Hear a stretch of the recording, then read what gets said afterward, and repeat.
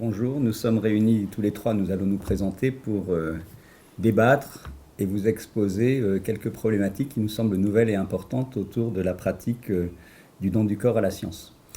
Alors, pour être peut-être en compétence, parce que ça me semble important, je vais présenter les collègues qui sont à mes côtés, qui compléteront leur présentation s'ils le souhaitent. Donc, Mylène Gouriot est philosophe et coordinatrice à l'espace de réflexion éthique de Normandie. Le professeur Gilles Raoul-Cormel est professeur de droit, alors spécialisé dans deux domaines, un qui nous concerne aussi de temps à autre, qui est le droit et la prise en charge des personnes en situation de vulnérable et des majeurs nécessitant protection, mais pour le sujet d'aujourd'hui, un intérêt aux questions du droit de la bioéthique. Et puis moi-même, je suis à la croisée de plusieurs chemins, puisque je dirige le service de médecine légale et droit de la santé du CHU de Caen. J'ai à ce titre en charge la chambre mortuaire et le centre des dons du corps de notre université. Et je dirige aussi l'espace régional de réflexion éthique de Normandie. Alors, la réunion de nos trois personnes est issue d'une problématique éminemment de terrain. Voilà, c'est là-dessus qu'on veut vous alerter. C'est-à-dire qu'il y a beaucoup de cadres et de réflexions éthiques séduisantes d'un point de vue intellectuel, et puis de temps en temps, il faut les confronter aux pratiques de terrain. Vous savez que ça fait partie de l'ADN de notre espace éthique.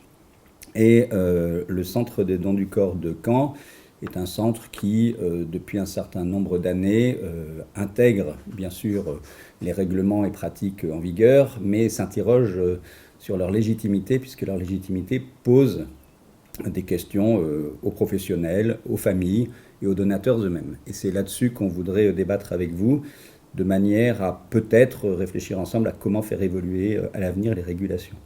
Alors, je commencerai sur 3 exemples que je ne développerai pas, mais pour que vous ayez l'esprit un peu aiguisé. Vous connaissez tous l'affaire du Centre des Saints-Pères, qui a défrayé la chronique. Il ne m'appartient pas d'en juger puisque l'affaire est devant les tribunaux, mais où la dignité du corps, la conservation des corps, l'information des proches, le respect des volontés de donneurs ont été quelque peu mis à mal. De ce point de vue-là, il est important de dire que la plupart des centres de don en France ne fonctionnaient pas sur ce mode-là et fonctionnaient de manière très qualitative. Et est venu se développer un cadre législatif qui n'existait pas avant les récentes révisions des lois de bioéthique et des textes qui ont modifié la pratique. Alors cette modification de pratique, pourquoi elle nous interroge ? Premièrement, elle nous interroge parce qu'on voit que dans le quotidien, il y a toujours une incompréhension entre le donateur et les proches, par exemple. Le texte ne résout pas tellement cette problématique de l'obligation d'information des proches et de la question de comment les proches sont réellement au courant de la démarche, sachant que cette information est complexe puisque le décès peut survenir 10 ans, 15 ans, voire 30 ans après le fait que le donneur se soit présenté dans le centre. La deuxième problématique qui émerge de ces textes, c'est qu'elle laisserait sous-entendre que les proches ont possiblement la capacité à exprimer leur désir de se voir retourner le corps ou les cendres du défunt. Et la lecture des textes n'est pas si claire que ça, mais il nous apparaîtrait qu'il mériterait d'être clarifié pour qu'on dise que ce choix relève du donateur, et clairement du donateur, et non pas des proches. On y reviendra tout à l'heure. Le troisième point qui est beaucoup plus problématique, j'aurais dû commencer par celui-là, mais je le garde en troisième, c'est ce qui va permettre à mes collègues de rebondir, c'est qu'on voit un afflux de corps massif et qui dépasse les capacités d'accueil. Et du coup, les gens qui ont fait don, la démarche de don, estiment, à mon avis à juste titre, qu'il est légitime que leur corps soit accepté dès lors qu'ils se sont déclarés donateurs. Or, les centres de corps voient plus de donateurs et plus de dons que les capacités d'accueil et les besoins réels. Par exemple, du niveau de l'école de chirurgie, on estime que nous, on aurait besoin de 160 corps par an, et on voit en prospective de l'année qu'on aura peut-être 240 ou 250 corps. Donc, comment gérer cette situation ? Accueillir des corps qui ne servent à rien, refuser ces corps vis-à-vis de proches qui n'ont pas été correctement informés. Derrière, il faut le dire, il y a des questions de coût et de financement de la gestion des corps. Or, la bioéthique à la française a cette forme d'incongruité intellectuelle de ne jamais aborder la question financière. Or, elle est au cœur du débat, en particulier sur les frais d'obsèques. Donc voilà des éléments sur lesquels on voulait vous interroger pour que cette pratique soit peut-être mieux démocratiquement partagée et que ces questions soient résolues au fil du temps à travers les débats que vous souhaitez initier. Donc Mylène, le regard de la philosophe est toujours important pour contrecarrer ce pragmatisme médical que j'incarne. Incompréhension et incompréhension qui part déjà du sens tout simplement qu'on entend dans le mot don, avec un sens commun, hein, on peut partir de là puisque c'est quand même le plus simple. Le sens commun, c'est mettre en la possession ou à la disposition de quelqu'un un bien ou un service sans contrepartie. Ça, c'est le sens le plus simple. Il faut quand même préciser que c'est un acte volontaire qui est marqué par la liberté, c'est-à-dire qu'on donne en toute liberté, mais l'on reçoit aussi en toute liberté. Ça, c'est le sens commun. Le sens commun, il est facile à comprendre, mais il a beaucoup de subtilité dès qu'on rentre dans ce genre de considération, notamment en matière de bioéthique et pas seulement en éthique également. En effet, il se trouve que dans nos cultures, ce sens commun s'est idéalisé, et notamment porté par la culture religieuse et la culture occidentale. Et le don a, dans sa compréhension intuitive, une forme de gratuité, de désintéressement radical. Il est fortement connoté par la culture également de la morale.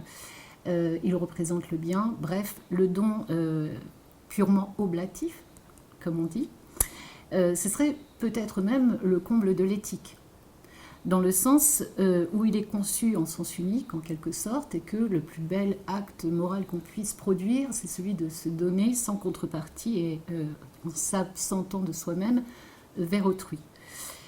La philosophie a beaucoup réfléchi sur le don, de Sénèque, en passant par Derrida ou Hegel, mais la sociologie également. Et il est clair que, comme dans toute réflexion éthique et réflexion philosophique sur un concept, il y a toujours une différence entre le formel et le réel. Et c'est précisément là que se situe l'éthique. Puisque dans cette conception du don, on a une incompréhension ou des difficultés de compréhension à partir du moment où on met le don à l'épreuve de la pratique, qu'elle soit sociale ou médicale. Le don peut se dire de plusieurs manières différentes, à travers des pratiques, à travers des gestes. Mais le don aussi doit être compris dans la subtilité de la trilogie qu'il représente, à savoir un donneur, un receveur et un objet du don. Et chacune de ces données lève un certain nombre de réflexions. Alors le plus classique pour parler du don, c'est Marcel Mauss en sociologie. Marcel Mauss qui, à travers son œuvre sur l'essai du don sur le don, pose le don comme en réalité, bien plus qu'un acte de générosité désintéressée, il le pose comme un fait social total, une forme sociale primaire qui fixe la relation entre les différents citoyens d'une même société. Pour lui, donc le don est au cœur de la vie sociale, c'est un don qu'on pourrait dire cérémoniel, qui répond à 3 obligations: donner, recevoir et rendre. Cette compréhension, on la voit se mettre en forme dans la pratique médicale, encore une fois, épreuve de la pratique, à travers notamment le fait que tout se passe comme si cette conception de Mauss s'était traduite comme des obligations, c'est-à-dire recevoir serait un impératif, rendre une obligation, ce qui ferait presque du don une forme de droit, qui se serait traduit dans les textes. Or, un certain nombre de problèmes se posent dans le cas du don du corps, puisque le corps, ce n'est pas un objet, ce n'est pas non plus un bien, et ce n'est pas non plus un symbole. Et en fait, tout part de là dans les questions qu'on peut se poser autour de la question du don. Disposer de son corps, ce n'est pas le posséder, on ne peut donc pas le donner au sens propre comme un objet. La gratuité absolue et intangible, elle est affirmée dans les lois de bioéthique depuis 2022, mais je pense que tu vas en reparler. Mais cette gratuité absolue et intangible ne doit pas nous affranchir de la réflexion de l'onérosité, c'est-à-dire finalement du coût derrière qu'il peut y avoir, notamment en termes de collectivité. Et puis une confusion très claire, trop souvent faite, entre la gratuité et les contreparties collectives. C'est-à-dire gratuité des obsèques, par exemple, et en fait qui sont à la charge de la collectivité, donc gratuité tout à fait relative. C'est pour cette raison que finalement, si on veut vraiment réfléchir sur le don du corps, j'aurais beaucoup plus d'affinité avec Paul Ricoeur, et notamment sur son travail sur la reconnaissance qui est liée au don, et où il explique finalement que c'est la reconnaissance, enfin le don est une forme de reconnaissance gratuite. Il s'agit d'un acte qui, bien que ne recherchant pas explicitement de retour, appelle implicitement une reconnaissance de la part de l'autre. Et c'est ce que Mauss disait déjà finalement lorsqu'il disait que le don faisait lien. Cette reconnaissance, elle n'est pas simplement matérielle. C'est une réponse symbolique aussi, qui affirme la valeur de l'autre et par là même la relation à l'autre. Et c'est pour cette raison, très certainement, que le respect du principe de gratuité n'exclut pas la reconnaissance et l'engagement des donneurs, que ce type de don est un don finalement qu'on pourrait dire solidaire, mais c'est surtout que cette reconnaissance, elle implique le respect de principes tout aussi intangibles que sont la dignité et le respect du corps humain.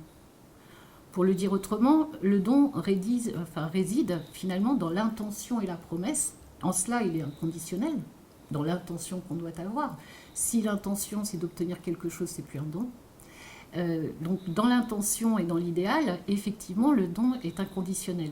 Il n'attend pas de retour, mais lorsqu'on fait un don, on accepte également le risque que ce don ne soit pas réalisé dans les faits, tout simplement parce que si les deux principes de reconnaissance de notre humanité, c'est-à-dire la dignité et le respect, ne peuvent pas être assurés, le don ne peut pas finalement donner lieu à cette réciprocité essentielle finalement qu'on a dans la philosophie et dans l'éthique. Et finalement, le don est inconditionnel dans son intention, dans son idéal, mais très clairement, la réalisation de ce don se plie dans la pratique, et tu parlais de pratique, c'est vraiment le sujet, à la temporalité et au contexte dans lequel on se trouve. Alors finalement, on pourrait dire que faire un don véritable, c'est ne pas être assuré d'un retour, et justement que le retour, ce don, soit réalisé à la fin. Merci Mylène. Alors, avant de passer la parole au professeur Gilles Leroy-Cormel, je voudrais rebondir un peu sur tes propos, parce que pour des raisons historiques, parce qu'on avance en âge, j'ai eu la chance, moi, de discuter avec Paul Ricoeur à la suite d'un colloque qu'on avait organisé à Paris, et M. Ricoeur m'avait accompagné prendre un café dans un bar du coin. On avait passé 3 quarts d'heure, 1 heure à discuter. Il m'avait dit, méfions-nous des propos des philosophes qui ont pensé le don dans un cadre spécifique et de ne pas l'appliquer dans un cadre pour lequel il n'a pas été pensé. Il m'avait évoqué le don d'embryon. Et il m'avait dit peut-être également le don du corps. Pourquoi je dis ça ? Parce que le concept de gratuité tel qu'évoqué, je pense qu'il faut avoir le courage, en ayant le plus grand respect pour ceux qui ont établi les textes récents, de se dire que la réflexion bioéthique n'a pas été suffisamment menée. Puisqu'en fait, certains disent, et j'en fais partie, que ce don n'est plus un don gratuit. Puisque quand les gens font don du corps à la science, le politiquement correct consiste à dire ils font don à la science, par altérité, pour faire évoluer le progrès, la connaissance de l'anatomie, l'apprentissage de la chirurgie. Mais comme on est un centre de recherche, on a mené des études de terrain qui montrent que les donateurs aujourd'hui le font sous la pression financière, parce que ça leur permet d'avoir la gratuité des obsèques. Gratuité des obsèques, ça correspond en moyenne aujourd'hui à 2500 ou 3000 euros. Ça veut dire que, sans jeter la pierre à ces personnes qui ont des raisons de le faire, puisque justement elles sont peut-être en difficulté économique, donc on ne juge pas les personnes, la société devrait s'interroger, se dire, est-ce que vraiment on est tant dans un concept de gratuité ? Toujours, et je pense que le professeur Gilles Leroy-Cormel aura beaucoup de choses à dire là-dessus, et puis c'est le corollaire de ça, c'est si du coup, parce que c'est gratuit, ça crée un circuit des corps parallèle qui permet à des citoyens en difficulté de s'affranchir des frais d'obsèques, on explique donc pourquoi il y a un afflux de corps et que peut-être on en aurait trop dans les institutions et que c'est à l'université d'assurer les frais d'obsèques à la place des citoyens. Donc je pense que cette réflexion mérite d'être posée en débat parce que c'est une réflexion d'avenir. On donne, pourquoi donne-t-on et quel est le sens des nouvelles solidarités autour de ce don. Donc je sais que Gilles a beaucoup d'intérêt à ces questions-là. Merci Grégoire. Alors, quand on est juriste et qu'on se pose la question qu'est-ce que le don du corps à la science, évidemment, on est surpris de découvrir un texte en 2021 qui est dans la sphère des lois de bioéthique. Pendant longtemps, on le cherchait. On cherchait ce cadre juridique du don du corps à la science. On connaissait le don du sang depuis 1952. On connaissait le don d'organes, le don de tissus, le don de gamètes. Et en effet, chacun des régimes de dons connaît quelques règles particulières. Mais le don du corps à la science, lui, a été longtemps dans le Code des communes, c'est-à-dire un code aujourd'hui qu'on qualifie de Code général des collectivités territoriales, à l'intention du maire, de l'officier de l'état civil, celui qui a ces deux responsabilités, d'être à la fois le responsable de l'ordre public sanitaire sur le terrain de sa commune, donc de savoir quel va être le sort dans un temps assez court du cadavre, la mort étant survenue sur le territoire de sa commune. Il a rédigé en tant qu'officier de l'état civil l'acte de décès et il doit savoir ce que va devenir le cadavre dans les jours qui suivent la mort. Et depuis cette loi, cette réforme bioéthique, cette loi du 2 août 2021, eh bien, le don du corps à la science est, si j'ose dire, rentré dans le cadre des lois de bioéthique, c'est-à-dire dans le Code de la santé publique. Et ce faisant, ce qui est très important, c'est qu'il va rejoindre les autres régimes de dons et surtout, il va rejoindre les principes communs à la bioéthique. Alors, on y reviendra plus tard. Il n'y a pas seulement la gratuité, il y a aussi l'anonymat, et il y a, tu l'as évoqué tout à l'heure, la dignité de la personne même. Mais voilà, quand on veut être aussi juriste dans une approche assez pratique, c'est finalement comment voir le don, qu'est-ce que c'est, et donc il faut le dire d'entrée de jeu, on peut avoir plusieurs analyses, soit on traite le don comme étant un acte unilatéral, difficile, c'est comme le testament, voilà. On serait seul à vouloir, et notre volonté permettrait de produire des effets de droit dans un cadre juridique, très bien. Et puis on peut aussi l'analyser comme un contrat, c'est-à-dire comme une rencontre de volonté qui va produire des conséquences. Moi, je suis plutôt dans la tendance d'un contrat, d'un échange des consentements entre le centre de don, don du corps d'une part, et puis le donneur. Voilà. Alors, c'est intéressant de parler de donneur et non plus de donateur, parce que nous, en droit, la question de la donation est dans le Code civil, dans la sphère patrimoniale, où on transmet un bien, la propriété d'un bien, à titre gratuit, mais on peut transférer la propriété d'un bien, c'est-à-dire que c'est un bien qui est dans le commerce juridique. On peut le vendre ou on peut le donner. Voilà. Alors que quand on est dans le Code de la santé publique, le don, et là on parle de donneur, le principe c'est la gratuité, ce n'est pas l'onorosité. Alors il y a différentes subtilités comme ça entre le Code de la santé publique, où on parle de don, et le Code civil, où on parle de donation. Mais revenons sur le contrat, et là il y a deux aspects que j'aimerais développer. Le premier aspect, ça serait la conclusion de ce contrat, et le deuxième aspect, ça serait la réalisation de ce contrat.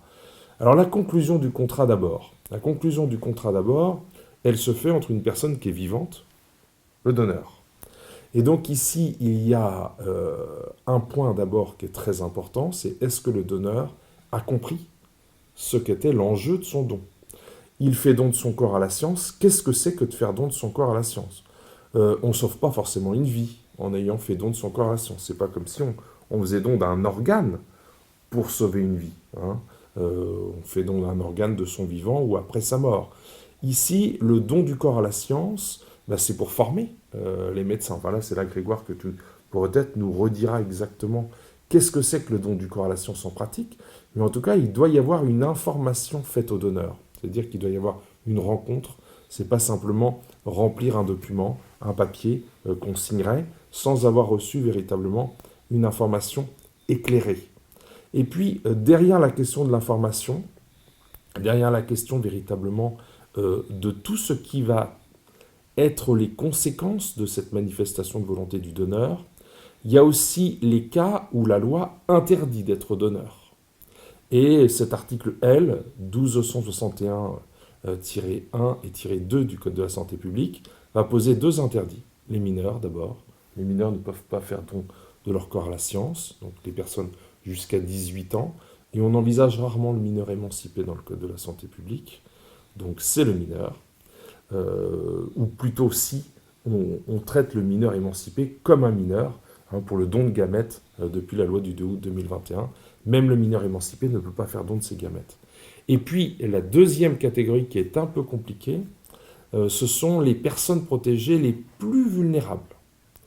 Ce que l'ordonnance du 11 mars 2020 qualifie de majeur protégé avec une mesure de protection juridique avec représentation relative à la personne. Alors, qu'est-ce que c'est ? C'est une sous-catégorie de personnes en tutelle ou de personnes en habilitation familiale par représentation. Donc là, en clair, c'est compliqué parce qu'il va falloir que le centre du don du corps vérifie qu'au moment où il y a eu la manifestation de volonté, je ne parle pas d'après, je ne parle pas de quelques semaines avant la mort, je parle au moment de cette manifestation de volonté, eh bien la personne ne relève pas de ces deux modalités de mesure, que sont la tutelle avec représentation relative à la personne ou l'habilitation familiale avec représentation relative à la personne. Alors formellement, il faut regarder le jugement et voir si le juge a donné au protecteur ce pouvoir de l'article 459 alinéa 2 de représentation relative à la personne. Dans ce cas-là, le don est interdit. Donc, même s'il y a un acte, cet acte ne peut pas être mis en œuvre, il est nul. Voilà. Donc voilà, là nous sommes sur la formation du contrat, imaginons que le contrat soit formé. Et moi, à mon sens, cet acte n'est pas un contrat consensuel, cet acte n'est pas obligatoire au jour où il a été conclu. À mon sens, cet acte ne peut être obligatoire qu'au jour de sa réalisation. Je m'explique, et donc là on aborde le deuxième temps, qui est le temps de la réalisation du contrat. Il existe en droit une catégorie qu'on appelle les contrats réels, c'est-à-dire les contrats qui ne se forment que par la remise de la chose. Et donc on peut qualifier le contrat de don de contrat réel, c'est-à-dire de contrat qui ne se forme que par la remise finalement du cadavre au centre de don. Et c'est ici qu'on peut en appeler à une règle qui est de valeur constitutionnelle depuis la décision du 27 juillet 1994 du Conseil constitutionnel, donc bien avant la première loi bioéthique, c'est le respect de la dignité humaine. Et ce que l'on ne veut plus, c'est que les centres de dons ne soient pas en mesure d'accueillir convenablement les corps. Et donc, par exemple, tout simplement, le fait de stocker deux cadavres l'un sur l'autre, eh bien, dans un même tiroir, c'est contraire à la dignité humaine. De mettre deux corps dans la même housse, ou de mettre un corps sans housse. Enfin, voilà, on sent que véritablement, il doit y avoir des règles de bonne pratique, je pense, Grégoire, tu pourrais nous en parler. Mais en tout cas, chacun doit avoir des règles relatives à la dignité du don. Et donc, si le centre de don ne peut pas accueillir le corps, eh bien, le contrat ne peut pas se réaliser. Quand bien même en amont, il y aurait eu un accord de volonté, le contrat ne peut pas se réaliser. Ça, clairement, je pense que c'est intangible et qu'il n'y aurait pas de juriste pour dire le contraire. Là où il y a dans les textes une volonté véritablement que le contrat se réalise, c'est la question finalement d'une sorte de lien entre tous les centres de dons. Si je ne peux pas accueillir, je me tourne vers un autre centre de dons pour qu'il y ait transfert du don. Transfert du cadavre et accueilli par un autre. Très bien, mais là encore, ça a un coût. Qui va payer ? Et alors, il y a deux choses. Il y a aller chercher le corps là où la personne est décédée, l'amener jusqu'à Caen, imaginons que ça soit le contrat avec Caen. Oui, mais d'accord, mais il n'y a pas de place à Caen, il faut aller à Amiens, ou il faut aller à Rennes ou à Brest. D'accord, mais qui va payer ? Donc ça ferait deux transferts de dons. Donc ici, soit c'est possible, soit c'est budgété, soit ce n'est pas possible parce qu'aucun centre de dons, d'un point de vue limitrophe, ne peut accueillir le corps. Et donc ici, on voit bien qu'on va avoir des difficultés clairement pratiques ou financières, ce qui revient au même, et qui montre que la réalisation du don n'est pas possible. Donc ce qu'on peut un peu regretter, voilà, c'est qu'il n'y ait pas eu d'analyse un peu plus profonde au regard de tous les principes de bioéthique sur la gratuité, sur le respect de la dignité humaine, pour penser ce contrat du don. Et donc en l'état, je pense que le décret, finalement, ne peut pas être analysé à la seule lettre de ce texte, il faut aussi le repenser par rapport au cadre juridique de tout le Code de la santé publique et des grands principes qui gouvernent la matière depuis 30 ans, depuis 1994. Merci Gilles. Je pense que je pourrais te confier la gestion du centre des dents du corps parce que tu as acquis, grâce à tous nos échanges, une expertise dans la matière. Mais pour revenir là vis-à-vis de nos auditeurs à des questions qui méritent du coup débat national. La question qui est posée à travers ton analyse, c'est la question de l'inconditionnalité du don. Je pense qu'il faudrait avancer dans le monde de la bioéthique française en disant que le don n'est pas inconditionnel. C'est-à-dire que c'est une intention de don. Je reprends ton verbatim en l'adaptant à ma façon. Ce qui voudrait donc dire que le donateur, qu'on va donc appeler le donneur désormais, je vais m'adapter, en fait, doit prévoir un plan B. Voilà. Et que les proches doivent être informés sur le fait qu'il y a un plan B. C'est-à-dire qu'au cas où on n'aurait pas besoin de ces corps, au cas où on n'aurait pas les capacités d'accueil, au cas où on manquerait donc à la dignité que tu as évoquée dans les capacités d'accueil, il faudrait que les centres puissent dire, c'est un point de vue qui mérite d'être mis en débat public, nous n'acceptons pas le don. On voit que les textes actuels ne vont pas du tout dans ce sens-là. Le texte, qu'est-ce qu'il dit ? C'est si vous n'avez pas de place, allez chercher ailleurs. Mais là aussi, bon, on me connaît, je l'ai dit tout à l'heure avec beaucoup de respect, ce sont des textes qui doivent se confronter à la pratique. Dans la pratique, un corps arrive le vendredi soir, il n'y a pas de place, cherchez ailleurs, le samedi, le dimanche, quel délai ? Il faut respecter le droit de funéraire, dans le même temps, le temps court, il y a des délais impartis.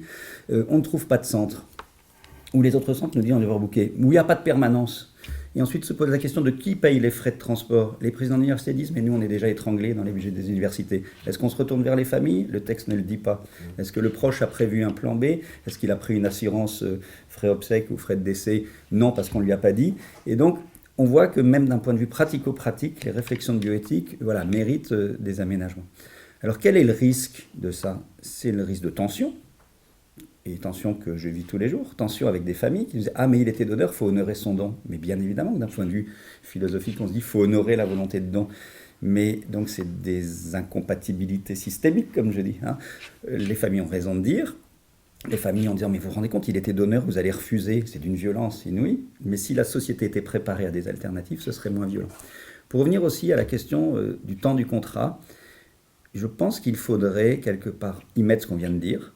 D'accord ? C'est-à-dire la non-inconditionnalité du don, ou le don sous condition de possibilité d'acceptation des centres du corps, surtout qu'on se projette dans le temps, 20 ans, 30 ans, quelles seront les institutions, quelles seront les universités, quel sera le cadre politique, on n'en sait rien, c'est presque une politique un peu prospective de fiction, mais les proches aussi, il faudrait revenir.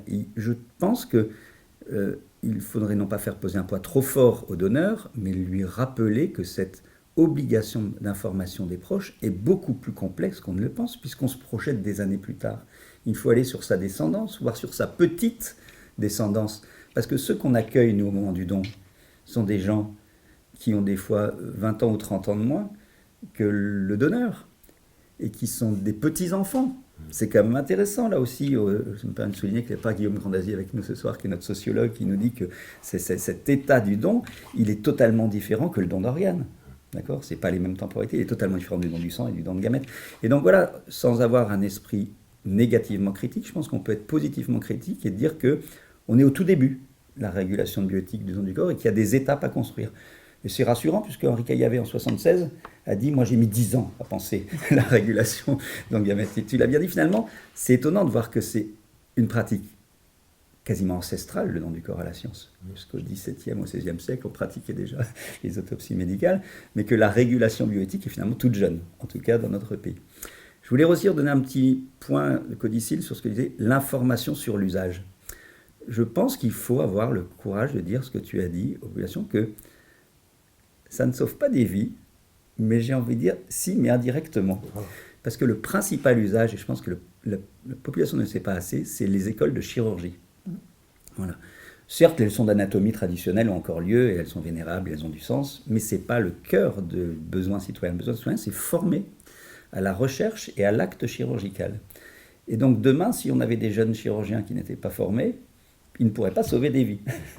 Donc c'est un don qui indirectement quand même aide à sauver des vies, à soigner et à guérir, mais il faudrait l'expliquer comme ça. Je ne suis pas sûr que si on fasse une enquête d'opinion, les gens soient si au clair sur la finalité d'usage.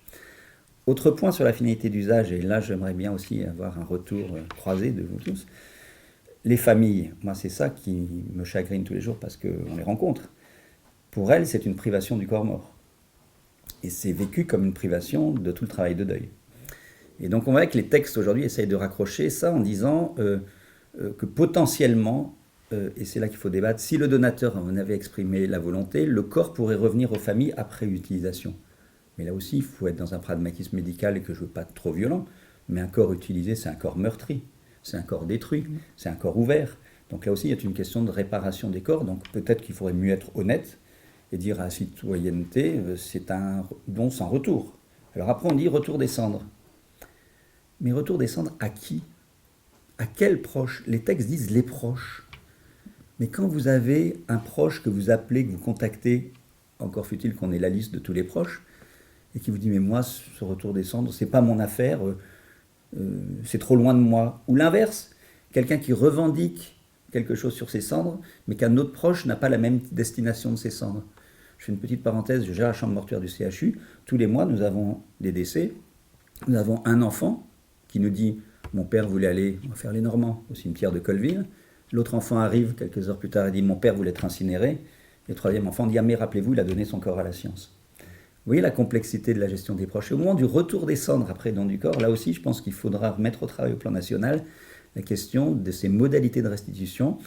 Et j'abats mes cartes. Moi, je pense que, puisque Mylène l'évoquait, il y a des dons sans retour. Et je pense que c'est étonnant de voir cette société qui veut forcément faire un retour à des proches. C'est peut-être légitime dans certaines situations, mais la pratique nous montre que certains proches sont embarrassés par ce retour. Je ne sais pas, Gilles, tu peux réagir ou Mylène? Tout à fait. Le don, dans sa nature même, n'attend pas de retour.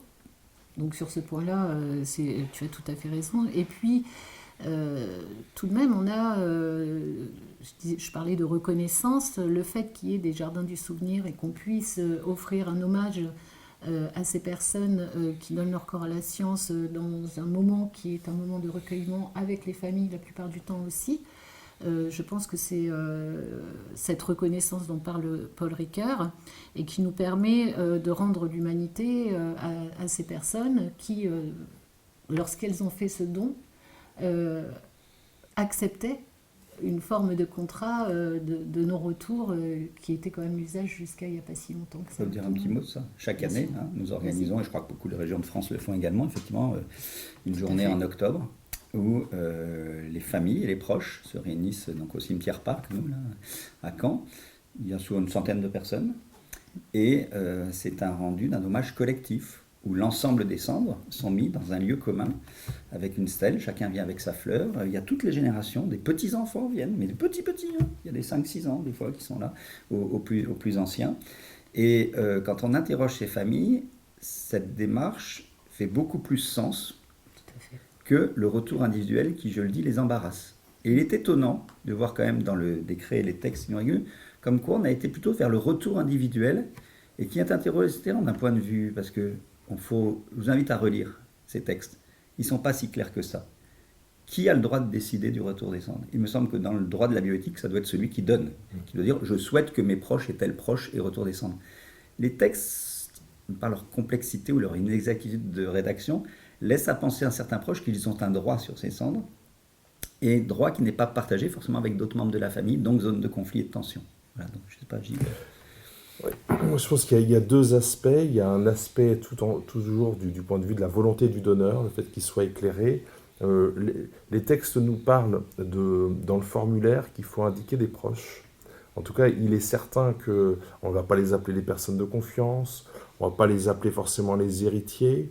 Voilà, il faudra trouver un vocabulaire adapté. Il faut être certain, évidemment, que les personnes qu'on désigne sont encore vivantes lorsque ça arrivera 30, 40 ou 50 ans plus tard. Il n'est pas du tout évident que ce soit le notaire qui est en charge de la succession qui puisse véritablement jouer ce rôle. Donc, véritablement, la question de la famille et de sa composition à cette époque-là doit être impliquée. Il faut savoir qui c'est, bien évidemment. Mais la famille ne peut pas avoir de prérogative. Le don du corps à la science, d'une certaine manière, prive la famille du corps. Alors parfois, oui, en effet, dans les textes, on parle de restitution. Je pense qu'il vaudrait mieux, évidemment, couper court à cette restitution, parce que le deuxième temps que je voulais dire, et je rebondis sur ce que vous disiez tous les deux, c'est marrant parce qu'on n'en avait pas parlé avant, mais le don, de manière générale, dans les lois bioéthiques, est conçu pour la collectivité. Donc ça a beaucoup plus de sens de dire qu'une fois par an, on invite toutes les familles des donneurs à faire en quelque sorte le deuil du corps du donneur. Mais ce deuil du corps du donneur, ce n'est pas un deuil individuel, c'est un deuil collectif qui justement permet d'être transcendé au regard d'une dimension beaucoup plus importante, quoi. Et le fait qu'il y ait beaucoup de... Il y a une stèle, enfin, et voilà, il y a une cérémonie laïque. Alors, est-ce qu'elle sera religieuse ou pas par la suite, ça, je ne sais pas. Mais en tout cas, la question est clairement que la dimension collective du don doit être ici comme un point d'orgue mis en avant dans cet acte, je dirais pas secret, mais dans un acte de don qui va être réalisé parfois de manière un peu hâtive dans les quelques heures qui suivent le décès. Et ça va justement lui donner cette force. Voilà, je pense que l'information des familles doit être faite en ce sens. Merci. Donc, le reprend va pas être trop long parce que je pense que notre auditoire ensuite va devoir discuter et penser collectivement. Mais il y a un dernier point quand même qui mérite quand même aussi d'être pensé, qui est peut-être pas un point de la bioéthique, mais qui est un point important d'un point de vue de la politique sociétale, c'est le financement de tout ça. C'est-à-dire que avoir amélioré la pratique des centres du don du corps est une bonne chose. Mais comme toute bonne pratique, ça a un coût. Il y a des personnels, que je veux souligner aussi la qualité du travail, mais la rudesse du travail aussi. Gérer des corps morts, les réparer, accueillir les familles. C'est pas si simple. Ces personnels nécessitent des salaires décents, ce qui n'est pas toujours le cas. Ensuite, le retour de ces centres nécessite de l'argent pour aller au crématorium des communes, quand même, parce que c'est comme la crémation. Et là aussi, il y a un gap historique et qui vient de se produire et qui est vraiment une rupture dans la pratique. Historiquement, quand quelqu'un donnait son corps, on lui proposait aussi de faire un don financier. Et ce don financier aidant les centres du corps à fonctionner. Et je pense qu'il y a une très mauvaise interprétation qui a été faite dans les centres bioéthiques. On a confondu ça avec le principe de gratuité. J'ai vu des textes passer en disant c'est une entrave au principe de gratuité. Pas du tout. C'est quelque part un double don. Un don du corps et un don d'argent. Fallait-il que ce don d'argent soit régulé par les universités, c'était très clair dans beaucoup d'endroits. Et ça, on a interdit cette démarche-là, et donc on arrive dans une situation où on manque d'argent. Et c'est important par rapport au concept de dignité. Un système qui n'est pas financé pour assurer le bon fonctionnement du centre du corps, la crémation, le retour au centre, risque un jour de manquer au principe de dignité. Il ne faut pas se leurrer. Moi, je suis un pragmatique terre-à-terre, vous me connaissez, c'est peut-être le praticien qui parle, mais il y a des réfrigérateurs, il y a de l'hygiène, il y a des circuits, tout ça. Et je pense qu'il a manqué aussi, dans ce débat public un peu rapide, parce qu'il y avait une urgence presque sur la question de mettre le nom du corps bioéthique, il a manqué un volet sur l'organisation systémique du dispositif. Voilà. Alors, je ne sais pas, vous avez des points de conclusion? Est-ce qu'on laisse nos amis à leurs réflexions et à leurs conclusions individuelles, sachant qu'on serait très intéressé d'avoir le retour des gens qui nous ont écoutés. En tout cas, merci beaucoup. Merci beaucoup.